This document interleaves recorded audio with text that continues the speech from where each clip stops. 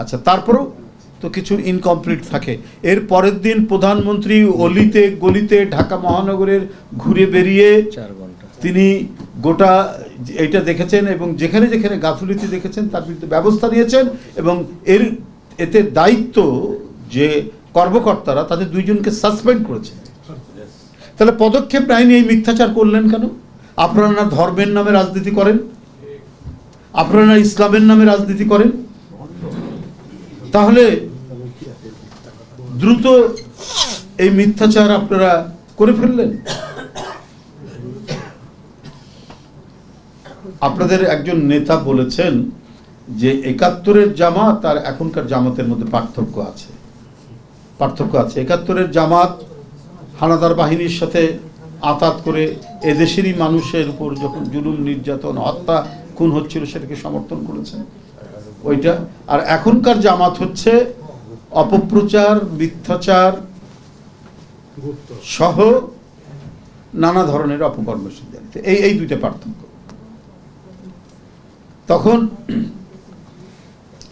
অপপ্রচার, চাঁদাবাজির কথা তাদের নামে জানা যায়নি, কিন্তু তারা একটি হানাদার বাহিনীকে সহযোগী হয়ে নিজের দেশের লোককে হত্যা করাতে তাদের পথ দেখিয়েছে।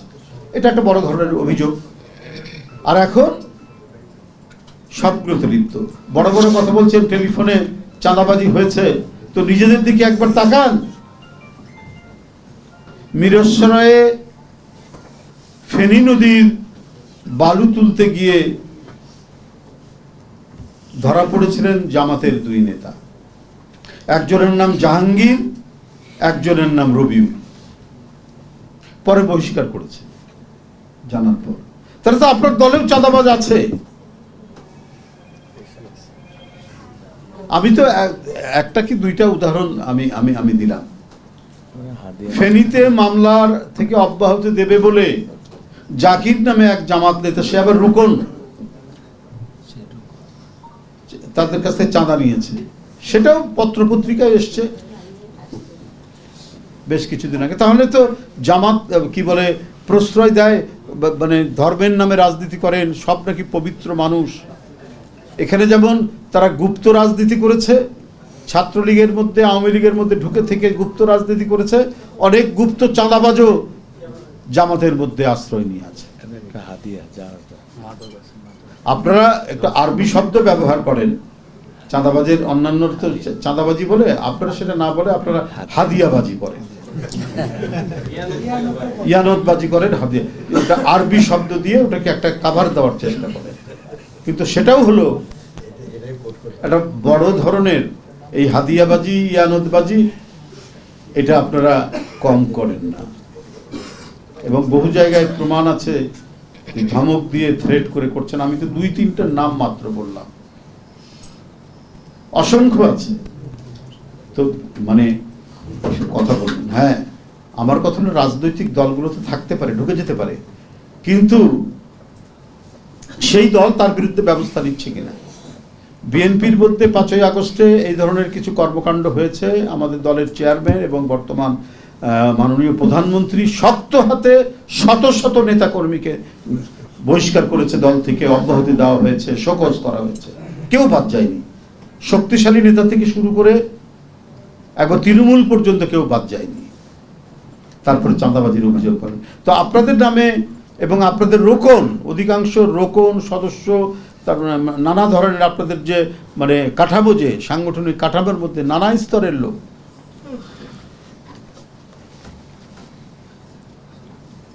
এটা ইয়ের জন্য অভিযুক্ত হয়েছে। যখন পেপারে এসছে তখন আপনারা বহিষ্কার করেছেন। তো আপনারা ফেরেশতা হয়ে গেলেন কি করে? এত একেবারে পরিশুদ্ধ হলেন কি করে?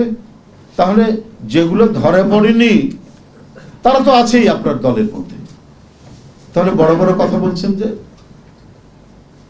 এটা কথা বলছেন এই কারণে খুব মনে করেছিলেন যে বোধহয় এইবার পাওয়ারে চলে আসবেন, কিন্তু এদেশের মানুষের মানে মাইন্ডসেটটা আপনারা বুঝতে পারেননি। এদেশের মানুষ ধর্মভীরু, কিন্তু জামাতকে পছন্দ করে না।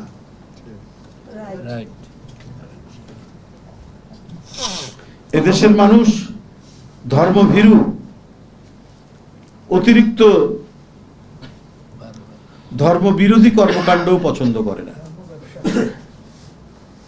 একদিকে যেমন ধর্ম ব্যবসা জামাত করেছে, তাদেরকেও পছন্দ করে না। দেশের মানুষ আবার একবারে ধর্মের বিরুদ্ধে বিদ্রোহকারী আওয়ামী লীগের সহ তাদের যে সমস্ত সহযোগীরা আছে, তাদের যে কর্মকাণ্ড,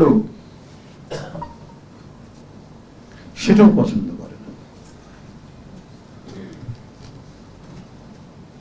আওয়ামী লীগের এক নেতা যেমন বলেছিলেন, মনে নাই আপনার, লতিফ সিদ্দিকী, যে হজ, মক্কা শরীফ এগুলো নিয়ে কি মন্তব্য করেছিল না, মনে আছে তো আপনার, যে হজ এটা অর্থনীতি, আরবরা অর্থনৈতিক কারণে এটা করেছে। মানুষ এগুলো পছন্দ করেনি।